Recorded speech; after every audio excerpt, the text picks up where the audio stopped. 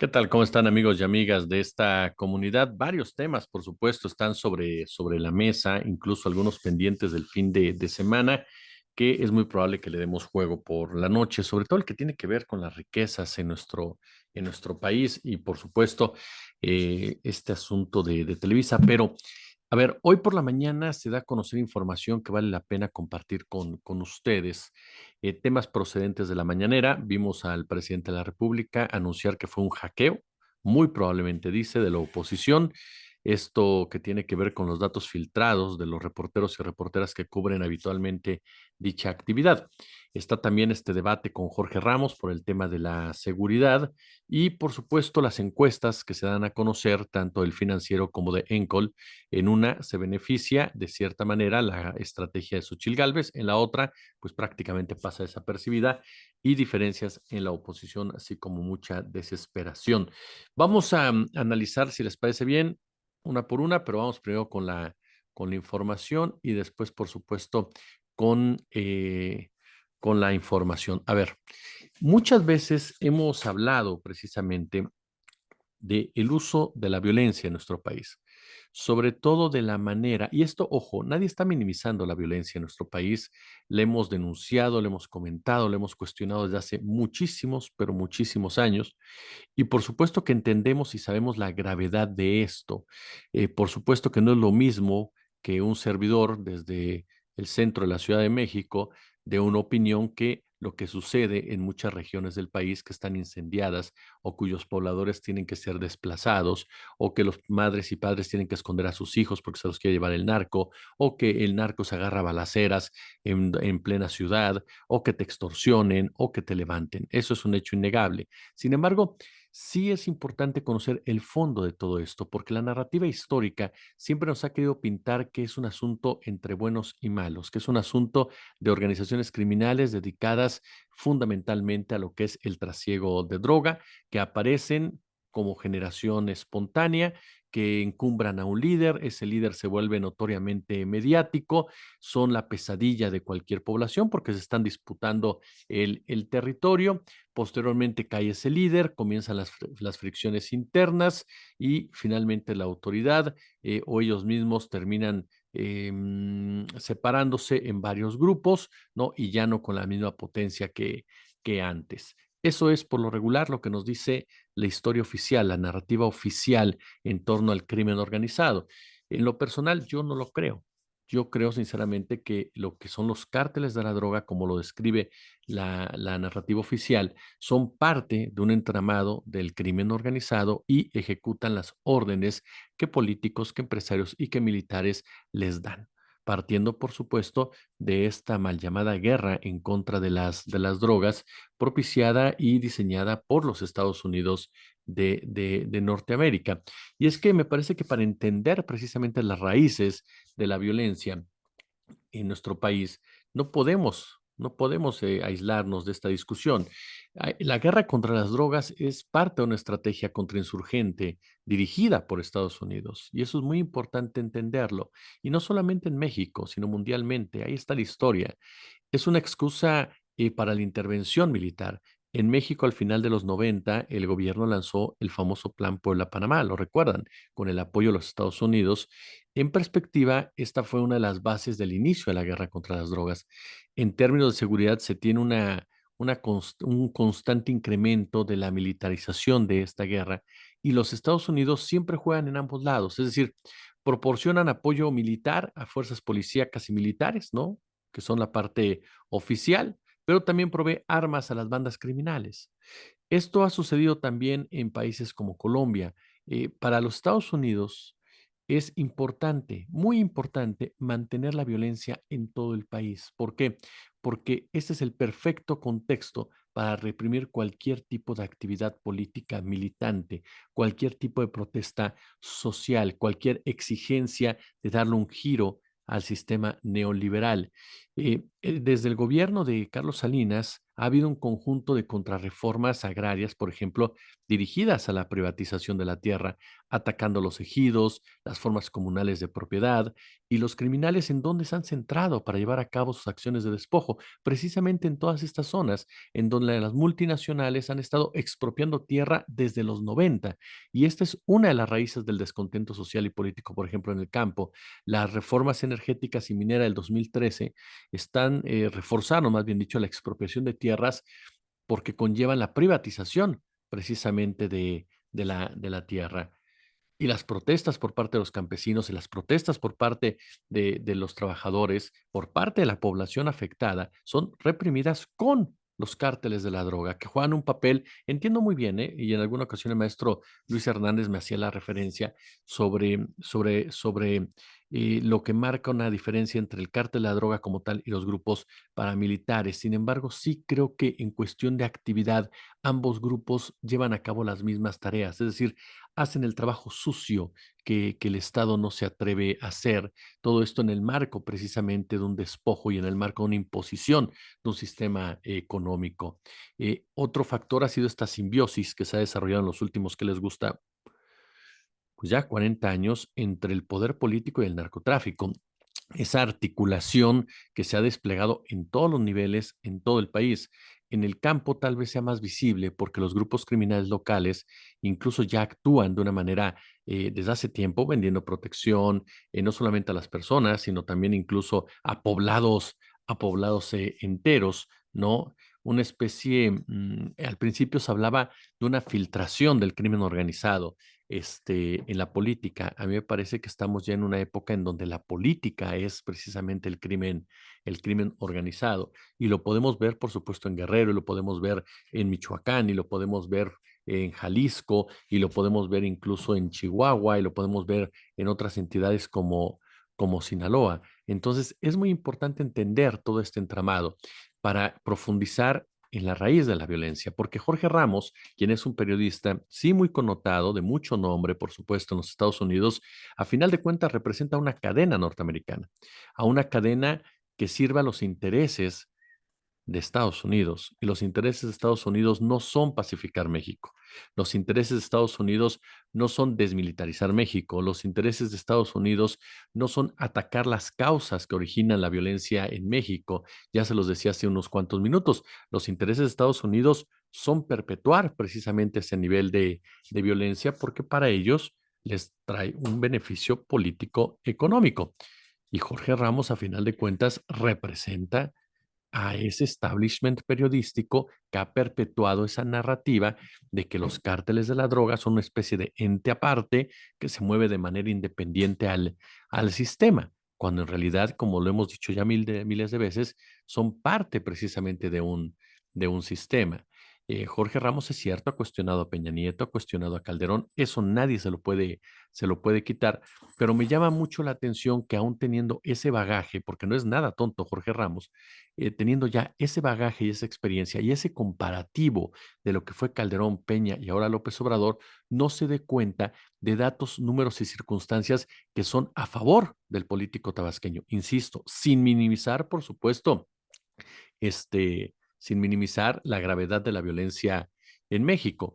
Hoy, en estas diferencias que tuvo con el presidente de la República, bueno, Andrés Manuel López Obrador también, pues se defiende asegurando que México es un país pacífico, en donde hay crecimiento, en donde hay empleo, en donde hay bienestar, ¿no? Fue lo que le dijo a Jorge Ramos. Dijo, no hay un presidente que atienda todos los días este problema de 6 a 7 de la mañana sobre el tema de las reuniones de seguridad, ¿no? Y bueno, aseguró que la mayoría de los casos de periodistas asesinados se han aclarado, es lo que dice Andrés Manuel López Obrador, de los que corresponden a nuestro gobierno, porque insiste, no hay complicidad con nadie, no hay corrupción. Al ser cuestionado por Ramos, si reconoce si México es uno de los países más peligrosos para ejercer el periodismo, bueno, López Obrador dijo que no. Yo te diría que es más peligroso Estados Unidos. Hay algunos puntos, por supuesto, que se pueden discutir en torno a estas apreciaciones por parte del presidente, ¿no? A final de cuentas, Jorge Ramos dio su versión también de los hechos, presentó sus cifras, presentó sus números, Y me queda muy claro, insisto, que no puede uno caer en esta, ¿cómo podríamos mencionarlo?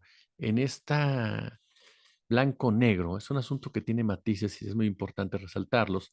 Dice Jorge Ramos, van 166,193 muertos, 4,892 feminicidios, 43 periodistas asesinados. E incluso Ramos le dijo al presidente si ya reconoce que fracasó su estrategia en materia de seguridad. Pero entonces aquí nos vamos a ir a los datos, a las cifras, reiterando por tercera vez que no se trata de minimizar ni mucho menos. Mire, hay un dato que es fundamental, fundamental, y que no podemos dejarlo de lado. Es cierto que al culminar el gobierno de Andrés Manuel López Obrador va a haber más de 200,000 muertos. Eso es un hecho innegable. Si hace la comparación directa con Peña Nieto, lo va a superar. El gobierno de López Obrador en cifras de muertos va a ser el que tiene la tasa, no la tasa, la cifra más alta y la va a superar por decenas de miles, ¿eh? A Enrique Peña Nieto, 50,000, por supuesto. Si usted se basa solamente en eso, pues sí, dirá el gobierno de Andrés Manuel López Obrador fracasó absolutamente en todo ello, ¿no? Sin embargo, aquí es donde tenemos que hacer el análisis. Con Felipe Calderón y Peña Nieto, el fenómeno, nos recuerda el maestro Jorge Cepeda Patterson, se intensificó. El panista tomó el poder con 10,000 asesinatos al año y lo dejó en 26,000. El priista lo recibió con esta cifra y lo llevó a 36,000. Es decir, no se atenuó el problema en lo mínimo, en lo mínimo. ¿De acuerdo? Bueno, en el caso de López Obrador, al terminar su administración, habrá pasado de los 36,000 que recibió a 30,000 anuales. La tasa de asesinatos por 100,000 habitantes habría disminuido de 28 a 25. ¿Es suficiente? No. Por supuesto que no, no es suficiente. Se mantiene entre las más altas del mundo, por supuesto, pero se detuvo el alza. Y eso es algo que no es fácil de entender, de aceptar y de reconocer, y sí de minimizar, y sí de utilizar políticamente. Al decir vas a acabar con más de 200,000 muertos, sí, pero los 36,000 que yo recibí se va a quedar en 30,000. Es decir, yo lo disminuí. Calderón lo subió de 10,000 a 26,000, Peña de 26,000 a 36,000. Ese es un dato que no podemos dejar de lado y de entender que la estrategia de López Obrador va en contra de los intereses de los propios Estados Unidos, aun y cuando Estados Unidos le impone condiciones en ese sentido y que se ha militarizado aún más nuestro país. Al atender causas, López Obrador sí está disminuyendo este tipo de violencia. ¿En qué momento vamos a ver resultados mucho más importantes? Dependerá de Claudia Sheinbaum, por supuesto, y dependerá de ese sexenio. Ese sexenio va a ser clave en materia de violencia para poder hablar de resultados más tangibles en cuestión de atender las causas. Va a ser determinante, Sheinbaum. Aquellos o aquellas que hubieran pensado que López Obrador en 5 años iba a bajar la tasa de homicidios a cero, estaban locos. Al 50% estaban locos. En 20% estaban locos. Es obvio que se quisieron tapar los ojos y es obvio que no quisieron entender lo que estaba pasando en este país y es obvio que lo hicieron en muchos casos para utilizarlo políticamente. Por eso es tan importante entender la trascendencia de lo que pasa en materia de violencia y sobre todo la raíz de la misma, más allá de todo lo que sucede y los discursos políticos. Ustedes recuerdan que la semana pasada se da a conocer esta lista de reporteros y reporteras que cubren la mañanera datos importantes, sensibles, incluso también de personajes como Denise Dresser, que de inmediato hizo un escándalo, aseguró que cualquier cosa que a ella le pasara era responsabilidad del gobierno de López Obrador y que lo hacía totalmente responsable porque sus datos eran ya públicos, ¿no? Parte de los discursos que se dieron. Y a mí me brincó mucho esto. Yo sé que hay gente ya que nos se une a nuestra comunidad de repente y nos dice, das vergüenza, eres un conspiranoico y demás, pero sinceramente yo me mantengo en que en política no hay casualidades, hay causalidades. Y el hecho de que se presente una situación de esta naturaleza y los primeros en brincar hayan sido personajes que regularmente cuestionan a López Obrador no es accidental. ya sea porque utilizan el momento para llamar la atención o ya sea porque tienen idea de algo más.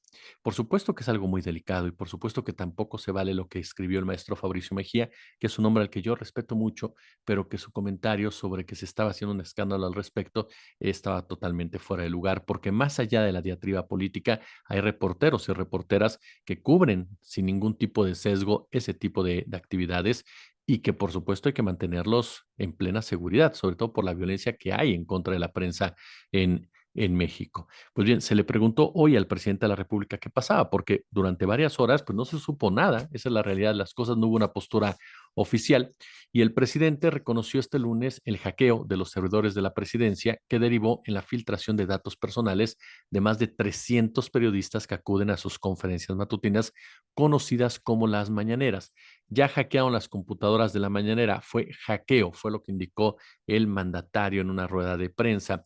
Hay que buscar la forma primero de saber qué fue lo que sucedió, quién hackeó. Hoy se va a hacer un informe, se va a entregar, pero no tenemos ningún otro afán autoritario si se cuidan los datos, pero los hackeos se dan, fue lo que dijo Andrés Manuel López Obrador, quien agregó que el gobierno daría a conocer pues, una postura sobre el hackeo y filtración de datos de periodistas que acuden precisamente a sus conferencias.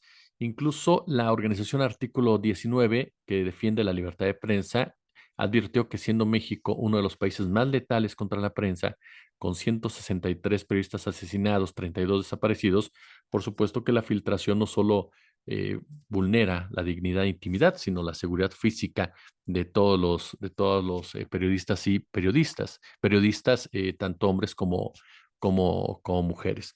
El mandatario prometió que se va a investigar, se va a castigar a los responsables y enviar un informe al Instituto Nacional de Transparencia, Acceso a la Información y Protección de Datos Personales.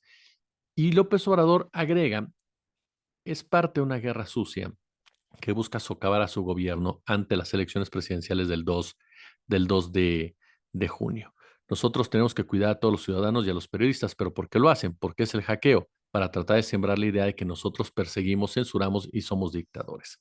A ver, le mencionaba hace un momento en torno a Jorge Ramos, cuando el presidente dice México no es el más peligroso para ejercer la prensa, no, sí lo es uno de los más peligrosos y eso no podemos soslayarlo.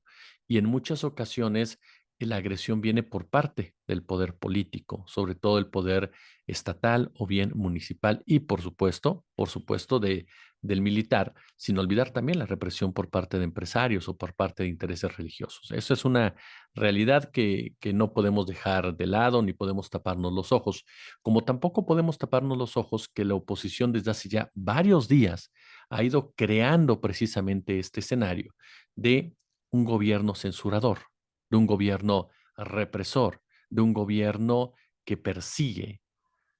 Claro, todos ellos, los que han denunciado, pues son gente que critica todos los días al gobierno federal y que de una u otra manera están ligados a la oposición, ya sea por los vínculos de sus patrones, de sus jefes o de ellos mismos. Pero la realidad es que no es extraño, no es nada extraño que el presidente diga esto porque sí es posible. Y sí es posible porque, insisto, se viene dando. Lo último que hizo Broso, por ejemplo, de enseñarle el dedo de en medio a todos los esbirros, dice que no apoyaron la idea de que esta Uresti había sido censurada, pues habla precisamente de parte de esa campaña. Lo que hace Denise Dresser regularmente es parte de esa campaña, lo que denuncia Loret de Mola, y vuelvo a lo mismo, no hay ningún tipo de atisbo o rasgo de censura. Esa es la realidad de las cosas. Y no lo hay, porque siguen ejerciendo la libertad de decir lo que les viene en gana. Si hay censura, caray, ¿qué hace un personaje como Broso enseñándole el dedo de en medio a todo el mundo? Si el país viviera una censura, pues pasaría como Peña Nieto cuando impidió que se transmitiera Saturday Night Live en México porque lo parodiaban, ¿no? Por ejemplo. Es decir, se puede ejercer la censura de cierta forma y aquí no la hay. Y sin embargo, se está creando ese escenario para justificar otro tipo de acciones y otro tipo de intervenciones. Por lo tanto, por eso yo no puedo separar que Jorge Ramos aparezca dando estas cifras, tratando de mantener este discurso, esta narrativa, se cree un escenario de censura, no de persecución de periodistas, y aparte de todo esto, se hackeen datos de manera muy particular para efectivamente dar la impresión de que el gobierno no cuida los datos de los periodistas, que le valen gorro y por lo tanto ir creando escenarios que, insisto, tienen como finalidad descarrilar a la mala la elección del 2024. Una elección que, según las últimas encuestas, y con esto concluimos, pues empieza a dar visos muy interesantes. Y yo digo muy interesantes porque siempre es importante que en democracia haya algo más de lo que se ha dicho en los últimos meses. Mire, se presentaron dos encuestas, una de Encol para el país, en donde Claudia Sheinbaum le dobla la diferencia a Xochitl Gálvez, 27 puntos de diferencia. Y la del financiero da 16 puntos. Vale la pena destacar con ustedes, por supuesto, y platicar el tema del financiero de entrada. A ver, el financiero titula: acorta Gálvez brecha con Sheinbaum a 16 puntos. Si hoy fueran las elecciones para presidente de la República, ¿por quién votaría usted? El 48% habla de Sheinbaum, ajá, que tendría una caída de 4 puntos. El 32% a favor de Xochitl Gálvez, que tendría un crecimiento de 2 puntos. Y el caso, por ejemplo, de Jorge Álvarez Maínez, que habría crecido de 7 a 10 puntos. Aquí es importante destacar, por supuesto, que según la encuesta de la gente del financiero, cayó 4 puntos en un mes esta Claudia Sheinbaum y que Xochitl Gálvez ganó 2, ya sea que se los quitó a Sheinbaum o lo sacó de algún lado. Los indefinidos, bueno, son 10%, ¿no? Ese es el número que da. Si este 10% votara todo por Xochitl Gálvez, la elección se cerraría aún dándole la victoria a Claudia Sheinbaum para la presidencia de la República. Pero aquí la gran pregunta, o más bien dicho, es, ¿para eso le alcanza a Xochitl Gálvez? Es decir, Xochitl Gálvez tuvo en este mes y en el anterior todo el apoyo, toda la batería por parte de medios de comunicación, creando lo que les digo, desde gobierno dictador, supuestos actos de corrupción, pegando la Sheinbaum todos los días. Xochitl estuvo todo el tiempo en medios hablando por todos lados, los spots, por supuesto, campaña tras campaña tras campaña. Es decir, le metieron toda la carne al asador a Xochitl Gálvez en este momento y subió 2 puntos. Yo no sé qué tanto en realidad Xochitl Gálvez pueda tener un nuevo impacto el próximo mes con una estrategias de primer golpe. No hay un segundo golpe con esta estrategia, porque ahora viene la de Morena. Entonces, en ese sentido, me parece que Gálvez creció lo que tal vez podía crecer y mucho dependerá de cuánto baja Claudia y cuánto recae en Álvarez Maínez y cuánto se va hacia los indefinidos. Y dudo mucho que Claudia tenga otro mes en donde baja 4 puntos, según la misma encuesta del financiero. Vamos a ver. Ahora, es muy importante destacar esto. Ya no puede ser otra candidata más que Xochitl Gálvez, a menos que suceda una desgracia y esperemos que no ocurra. Pero si es así, me parece que ya la oposición ha dejado en claro y con las listas que dio sobre diputados y senadores que ellos van a buscar la Cámara de Diputados y la Cámara de Senadores. La presidencia de la República les vale ya un pepino. Van por la Cámara de Diputados, Cámara de Senadores, evitar a toda costa que se pueda aplicar el famoso plan C de Morena, por lo que Claudia Sheinbaum tiene tarea en ese sentido de convencer no tanto a la base de Morena o bien obradorista, que están ya perfectamente claros en eso, sino a aquellos que están en la periferia, digámosle así, del voto y que por lo mismo podría ser, podría ser que algunos consideran que no es correcto que un solo partido tenga tanta hegemonía. ¿De acuerdo? Entonces, Sheinbaum tendrá, por supuesto, que convencerlos de que sí necesita esa hegemonía y de que dárselo no corre el riesgo del país de ningún tipo de retroceso, porque se dan cuenta, esa es la narrativa de la oposición.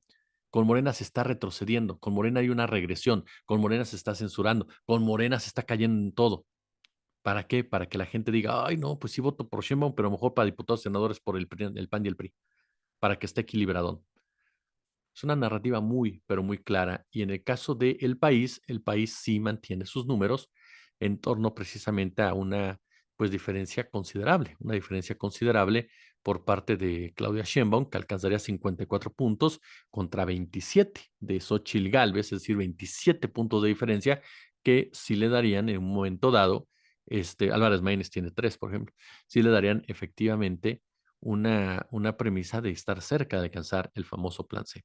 En fin, déjenme su comentario si les gustó el video, por supuesto, su punto de vista, suscríbanse, denle a la campanita, con base en sus posibilidades, échenos el super chat, el super gracias y seguimos avanzando gracias a ustedes. Como siempre, un gusto, como siempre, un placer. Nos vemos por la noche.